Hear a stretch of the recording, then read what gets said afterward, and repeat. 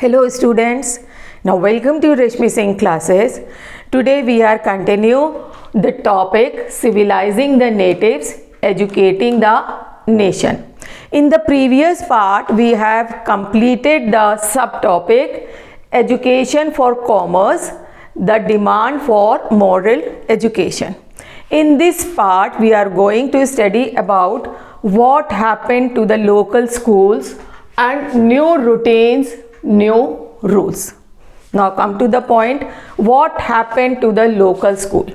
As we know that the Gurukul system was prevailed in India before the Britishers came to India. Means in pre-British period the Gurukul system was prevailed in India and students went to Gurukuls for education. वहाँ जाके वो education लेते थे, ठीक है. Then what happened to the local school in the British period? इन जो local school थे, गुरुकुल्स थे, उनका क्या हुआ ब्रिटिश पीरियड में, वो हम इस पार्ट में पढ़ेंगे. The report of William Adam. तो who was William Adam? In 1830s William Adam was Scottish missionary. He toured the districts of Bengal and Bihar, and he was asked by the company about the vernacular school. क्योंकि जब इन्होंने यहाँ tour किया, company वालों ने इनसे कहा कि आपने क्या देखा वो रिपोर्ट आप सबमिट करिए अबाउट द वर्नाकुलर्स और लोकल स्कूल, और जो पाठशालाएं थी उनके बारे में आप अपनी रिपोर्ट भेजिए. तो इनकी विलियम एडम की रिपोर्ट क्या थी? There were over 1 lakh pathshalas in these areas. यहाँ पे जो पाठशालाज जो थी, करीब 1 लाख पाठशालाएं थी. किस एरिया में? In the districts of Bengal and Bihar. These small institutions with no more than 20 students. और ये जो छोटे छोटे इंस्टीट्यूशंस और पाठशालाएं थी, इनके अंदर हार्डली 20 स्टूडेंट्स रहते थे. मतलब बहुत ज़्यादा स्टूडेंट्स यहाँ पढ़ने नहीं आते थे. हर इंस्टीट्यूशन में आप लगा लो 20 स्टूडेंट्स से ज़्यादा नहीं हुआ करते थे. But the total number of students were over 20 lakhs. लेकिन अगर हम पूरा टोटल करेंगे तो 20 लाख स्टूडेंट्स इस इंस्टीट्यूशंस या पाठशालाज में एजुकेशन के लिए जाते थे. And these institutions were set up by the wealthy people. और ये जो इंस्टीट्यूशंस और पाठशालाज होती थी वो कौन सेटअप करता था? Wealthy people. जो बहुत अमीर होते थे वो इन पाठशालाओं को सेटअप किया करते थे. And what was the system of education in these pathshalas? तो system of education was flexible. Flexible था मीन्स अपने हिसाब से वो नियम बना भी लेते थे और नियम को तोड़ के दूसरा नियम बना लेते थे. फ्लेक्सिबिलिटी थी, कोई रिजिड लॉ नहीं था उन पाठशालाओं का. नो फिक्स्ड फी, कोई फिक्स्ड फी नहीं थी. Fees was dependent on the income of their parents. Fees किस पे डिपेंड करती थी? उनके पेरेंट्स की इनकम पे. जो बहुत रिच होते थे वो ज़्यादा पेमेंट किया करते थे. मिडिल क्लास फैमिलीज़, उनका फ़ीस बहुत कम होता था. और जो पुअर स्टूडेंट्स होते थे वो फ्री ऑफ कॉस्ट यहाँ पे एजुकेशन के लिए आते थे. No books, because at that time no books were there and education was imparted orally by the gurus. And no building, blackboard, benches and chairs. जो आजकल हम अपने स्कूल्स में देखते हैं, वहाँ पे गुरुकुल्स में कोई ब्लैक बोर्ड नहीं होता था, बेंचेस और चेयर्स नहीं होती थी, स्पेशल एक इंफ्रास्ट्रक्चर या बिल्डिंग नहीं हुआ करती थी. And no regular time table, no call registers and no annual exams. कोई एनुअल एग्जाम नहीं होता था. तो खुश होने वाली बात है, अगर आजकल ऐसे हो जाए तो आप तो बहुत खुश होंगे. तो उस समय क्या होता था, कोई रजिस्टर नहीं होता था, रोल कॉल की अटेंडेंस कंपलसरी है, एंड कोई एग्ज़ाम वगैरह नहीं होता था. Teaching was oral. Oral impart की जाती थी education. And they all set together. और सब इकट्ठे बैठते थे, अलग अलग क्लासेस में नहीं बैठते थे कि ये ए ग्रेड या बी ग्रेड या सी ग्रेड. नो, सारे के सारे इकट्ठे बैठते थे और टीचर उनसे इंडिविजुअली अलग अलग इंटरेक्ट करता था और उनके लेवल के अकॉर्डिंग उनसे क्वेश्चंस पूछते थे और उनको एजुकेशन दिया करते थे. ठीक है. And flexible system was suited to the local needs of the people. और ये जो फ्लेक्सिबल सिलेबस था या सिस्टम था वो जो लोगों की लोकल नीड होती थी उसको भी सूट करता था। For example, classes were not held during harvesting time. जब फसल कटने का टाइम होता था तो उस समय क्लासेस नहीं होती थी, स्कूल बंद कर दिए जाते थे। क्यों कर दिए जाते थे? Classes were not held during the harvesting time. क्यों? क्योंकि जो पीजेंट्स के बच्चे होते थे वो अपने पेरेंट्स की हेल्प किया करते थे in the harvesting time. Field में कटाई करनी है, फिर उसको स्टोर करना है, वो सारा काम जब तक कंप्लीट नहीं होता था पाठशालाएं बंद रहा करती थी।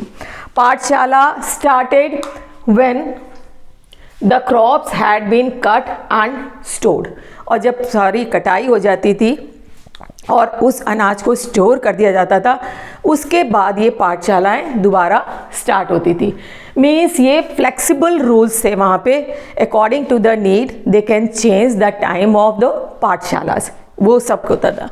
अब new routines and new rules, ये जो मैंने आपके साथ डिस्कस किया है, this was the situation in pre British period, Britishers के आने से पहले की थी।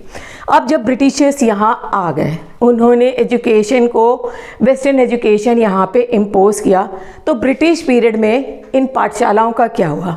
ठीक है, new routine and new rules. Up to mid 19th century company was concern with higher education. Company जो अपना इंटरेस्ट शो कर रही थी मिड 19th सेंचुरी तक, वो हायर एजुकेशन पे अपना फोकस कर रही थी।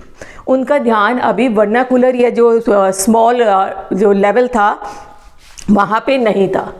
But after 1854 the company decided to improve the system of vernacular education. Vernacular education, जो वर्नाकुलर लैंग्वेज, जो आपकी नेटिव, जो आपके यहाँ की लैंग्वेज थी, उसमें जो स्कूल चल रहे थे, उसका स्टैंडर्ड हाई करने के लिए उन्होंने सोचा कि उसमें भी इम्प्रूवमेंट होना चाहिए।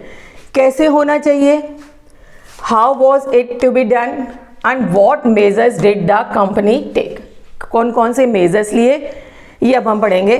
The company appointed a number of government pandits. Government pandits मतलब उनको गवर्नमेंट का एम्प्लॉय बनाया और कुछ पंडित्स को उन्होंने अपॉइंट किया। And the task of the pandits visit the pathshalas. और इन पंडितों का क्या टास्क था? To visit the pathshalas and they try to improve the standard of teaching. इन पाठशालाओं को विजिट करना और वहाँ के टीचिंग को इम्प्रूव करना, वहाँ के स्टैंडर्ड को। This was the work of these pandits.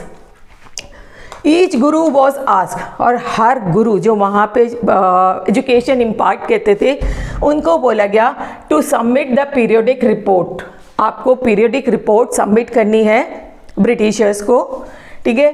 And take classes according to the regular time table. और जो आप क्लासेस लेंगे according to the time table, एक टाइम टेबल बनेगा एंड उसी के हिसाब से they had to take the classes. Clear? Teaching was now through text books. पहले ओरल ही इम्पार्ट होती थी एजुकेशन, अब यहाँ पे टीचिंग कैसे होगी? टेक्स्ट बुक से, क्योंकि उस समय तक हमारी प्रिंटिंग प्रेस डिस्कवर हो गई थी, तो टेक्स्ट बुक के थ्रू एजुकेशन दी जाएगी। And learning was to be tested, और उनको कितना याद हुआ है इसको कैसे टेस्ट किया जाएगा? System of annual examination. तब से फिर उसके बाद से हमारे एनुअल एग्जामिनेशन स्टार्ट हो गए। बच्चों की लर्निंग टेस्ट करने के लिए system of annual examination was introduced by the Britishers. समझ में आया? And the pathshalas which accepted new rules were supported through government grants। और जिन पाठशालाओं ने ये नए रूल को एक्सेप्ट कर लिया उनको गवर्नमेंट का सपोर्ट मिला और गवर्नमेंट ग्रांट्स मिलनी शुरू हो गई। And those who were unwilling to work with new system receive no government support. और कुछ गुरु ऐसे थे जो इस न्यू सिस्टम को एक्सेप्ट नहीं कर पा रहे थे, तो उनको गवर्नमेंट सपोर्ट नहीं मिलता था और गवर्नमेंट की तरफ से कोई एड भी नहीं मिलती थी। क्लियर? ओवर द टाइम, काफ़ी टाइम के बाद, over the time gurus who wanted to retain independence found it very difficult to compete with government aided पाठशालास।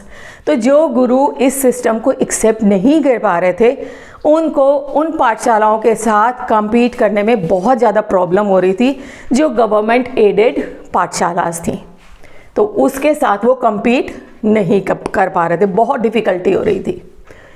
एक तो ये problem, and new rules had some consequences, और इन जो न्यू रूल जो इम्पोज किए गए उसके कुछ कॉन्सिक्वेंसेस भी थे। क्या प्रभाव पड़ा उसका, ठीक है, क्या रिजल्ट रहा।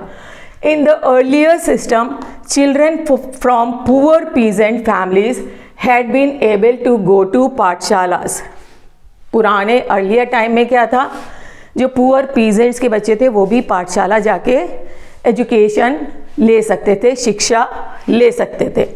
बट न्यू सिस्टम, लेकिन अब जो न्यू सिस्टम इम्पोज किया गया, demanded regular attendance and fee. उसके अंदर रोल कॉल में अटेंडेंस भी लेनी थी और फीस भी रेगुलर बेसिस पे पे करनी थी।